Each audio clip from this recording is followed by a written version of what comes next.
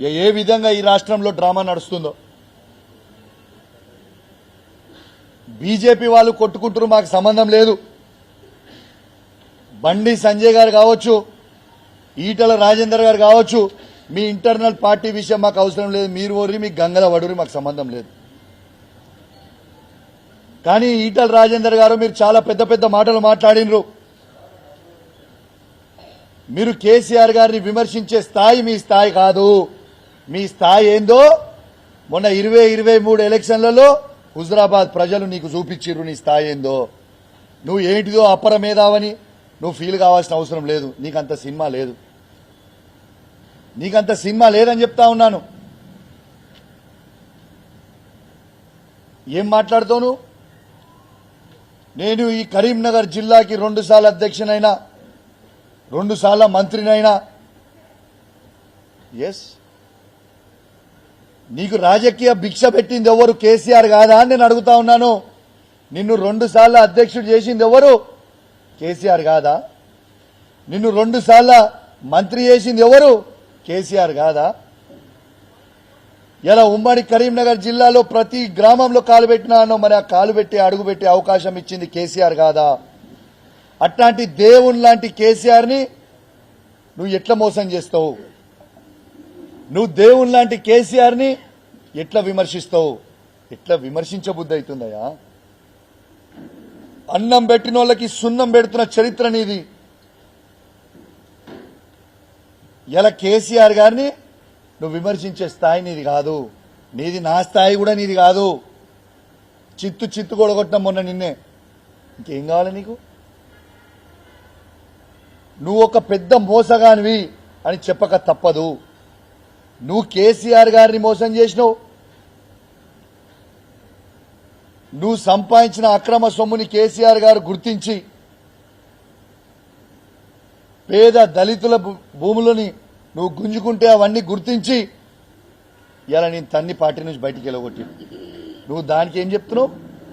నువ్వు చేసిన అవినీతికి నువ్వు ఒక అవినీతి పరునివి, నువ్వు ఒక చీటర్వి, మోసగానివి అని ఉద్దేశంతో నేను పార్టీ నుంచి బయటికి పంపిండు కేసీఆర్ గారు. కానీ నువ్వేం చెప్తున్నావు? బీఆర్ఎస్ పార్టీలో ఆనాడు టీఆర్ఎస్ పార్టీలో ఎమ్మెల్యేలు అందరూ నాతో బాగుండే కాబట్టి కేసీఆర్ నేను బయటకు పంపించాను. నువ్వు ఆ రోజు కేసీఆర్ గారిని ద్రోహం చేద్దామనుకున్నావు, కుట్ర చేద్దామనుకున్నావు. ఎవరు కూడా సహించలేని ఎమ్మెల్యేలు.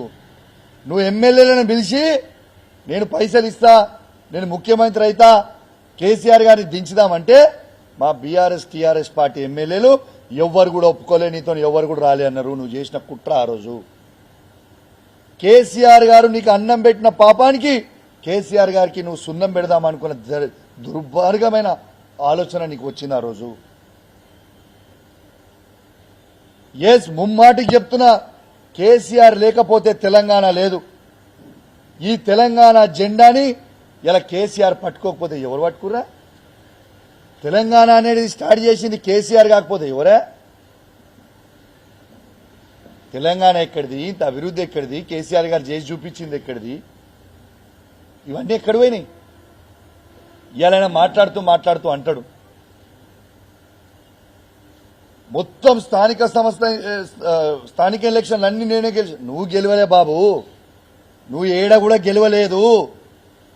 కేసీఆర్ బొమ్మ గెలిచింది, కేసీఆర్ పార్టీ గెలిచింది తప్పితే నువ్వు గెలవలేదు ఏనాడు. ఈడా నువ్వు పార్టీలకి రాకంటే ముందే నేను అడుగుతున్నాను. నేను 2002లో పార్టీకి వచ్చినా. నువ్వు వాస్తవంగా 2002లో కూడా పార్టీలకు రాలే. కానీ ఎలక్షన్ల కంటే 2004లో ఎలక్షన్లు అయ్యే కంటే 6 నెలల ముందు నువ్వు పార్టీకి వచ్చినావు.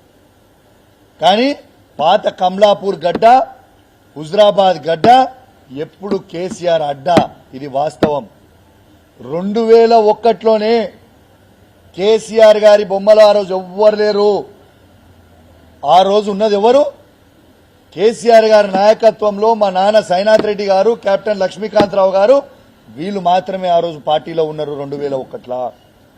ఆనాడు ఈ పార్టీలో ఈ నియోజకవర్గంలో పాత కమలాపూర్ కావచ్చు, కొత్త హుజరాబాద్ నియోజకవర్గంలో కావచ్చు, ఆ రోజు మా నాన్న సైనాథ్ రెడ్డి గారు, కెప్టెన్ లక్ష్మీకాంతరావు గారు కష్టపడి అన్ని జెడ్పీటీసీలు ఎంపీపీలని గెలిపించింది కేసీఆర్ గారి నాయకత్వంలో. నువ్వు పార్టీలో కూడా ఆనాడు లేవు. నీ ముఖానికి అంత సినిమా లేదు. నువ్వు మా పదే పదే మా బీఆర్ఎస్ పార్టీ కార్యకర్తల మీద, మా బీఆర్ఎస్ పార్టీ నాయకుల మీద నువ్వు విమర్శించి అబద్దాలు చెప్పి 2021 బై ఎలక్షన్లో అది నిజం చేయించే ప్రయత్నం చేస్తా ఉన్నావు. మా కార్యకర్తలని నువ్వు తిడతా ఉన్నావు. తస్మాత్ జాగ్రత్త బిడ్డ. మా కార్యకర్తలు వీళ్ళందరూ కూడా మా నియోజకవర్గంలో ఉన్న 5 మండలాల జెడ్పీటీసీలు కావచ్చు, ఎంపీపీలు కావచ్చు, మున్సిపల్ చైర్మన్లు కావచ్చు, కౌన్సిలర్లు కావచ్చు, సర్పంచ్లు కావచ్చు, వార్డు మెంబర్లు కావచ్చు, నీతిగా నిజాయితీగా కేసీఆర్ గారి బొమ్మ మీద మేము గెలిచినాం, మేము కేసీఆర్తోనే ఉంటాం, మేము పార్టీ వదిలిపెట్టాం అని చాలా గొప్ప ఆలోచనతోని కేసీఆర్తోనే మా బీఆర్ఎస్ పార్టీ చైర్మన్లు కానివ్వండి, ఎంపీపీలు కానివ్వండి, జెడ్పీటీసీలు కానివ్వండి, కౌన్సిలర్లు కానివ్వండి, సర్పంచ్లు కానివ్వండి, వార్డు మెంబర్లు కానివ్వండి, కేసీఆర్ గారితో నానాడు ఉన్నాడు. నీలాంటి మోసగాంతో లేరు వాళ్ళు. వాళ్ళ మీద నువ్వు విషం కక్కే ప్రయత్నం చేస్తే తస్మాత్ జాగ్రత్త, ఊరుకునే ప్రయత్నం ఊరుకోము అని చెప్పి ఈ సందర్భంగా తెలియజేస్తా ఉన్నాను. మా బీఆర్ఎస్ పార్టీ కార్యకర్తల జోలికి వస్తే నిన్ను హుజరాబాద్ నియోజకవర్గంలో ఉరికిచ్చే రోజు వస్తే తస్మాత్ జాగ్రత్త అని హెచ్చరిస్తా ఉన్నాం. నువ్వు ఎంత పెద్ద మోసగాను అంటే, నువ్వు కేసీఆర్ గారిని మోసం చేసినావు, హుజరాబాద్ ప్రజల్ని మోసం చేసినావు. ఇలా నువ్వు ఎంత పెద్ద మోసగాను అంటే, కేసీఆర్ ని ఏ విధంగా అయితే మోసం చేసినావో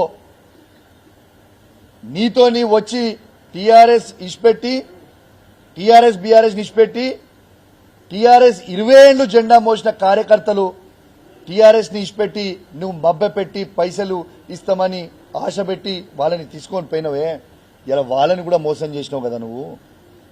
20 ఏళ్ల చరిత్ర వాళ్ళు ఉద్యమం చేసిర్రు, టీఆర్ఎస్ పార్టీ జెండా మోసిన వాళ్ళని మోసం చేసి తీసుకుపోయి నీ 2021 ఎలక్షన్ తర్వాత కనీసం ఒక్కరినన్నా నువ్వు పట్టించుకున్నావా వాళ్ళని? ఒక్కరినన్నా పట్టించుకున్నావా వాళ్ళని? కేసీఆర్ ని మోసం చేస్తావు, హుజరాబాద్ ప్రజల్ని మోసం చేస్తావు, నిన్ను నమ్ముకున్న కార్యకర్తలను మోసం చేస్తావు. ఏంటిదో హుజరాబాద్ లో ఇది చేసినావు.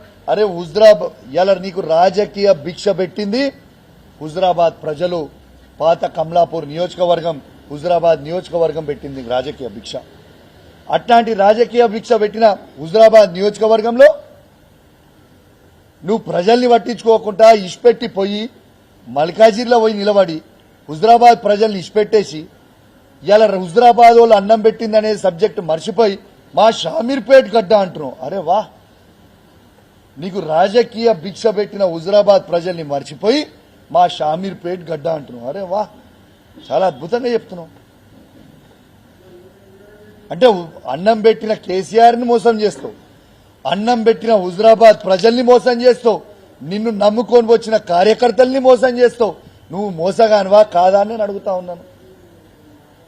కానీ నేను చెప్తా ఉన్నా, టీఆర్ఎస్ ని ఇష్పెట్టి బీజేపీలో పోయిన ప్రతి కార్యకర్తకి నేను చెప్తా ఉన్నా, కేసీఆర్ గారి నాయకత్వంలో మీకు కౌశిక్ రెడ్డిగా నేను అండగా ఉంటా. మీరు టీఆర్ఎస్ పార్టీలో ఉన్నారు, మీరు కూడా కేసీఆర్ శిష్యులని నాకు తెలుసు. మీరందరూ కూడా వాపసు రావచ్చు, నేను స్వాగతిస్తా. I'm there. ఏ టీఆర్ఎస్ నుంచి పోయి బీజేపీలో చేరిన కార్యకర్తలు, అలా వాళ్ళు రాజేందర్ నమ్ముకొని పోయిన కార్యకర్తలు వాళ్ళు మోసపోయారే, మీరు అధైర్యపడకండి, మీరు రావచ్చు వాపస్. Always gates are open.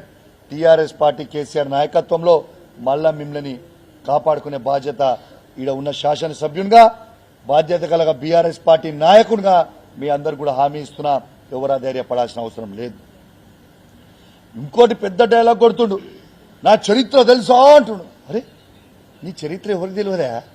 ఇదో పెద్ద జోక. ఏం చరిత్ర నీ చరిత్ర? నీ చరిత్ర ఒక మోసపు చరిత్ర. నువ్వు ఒక మోసగానివి. ఆ చరిత్ర చెప్తా ఇను, మంచిగా చెప్తా. నీ చరిత్ర తెలుసా అను, నీ చరిత్ర ఏందో నేను చెప్తా మంచిగా ఇను.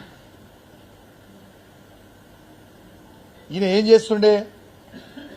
గుడ్లు అమ్ముకుంటుండే.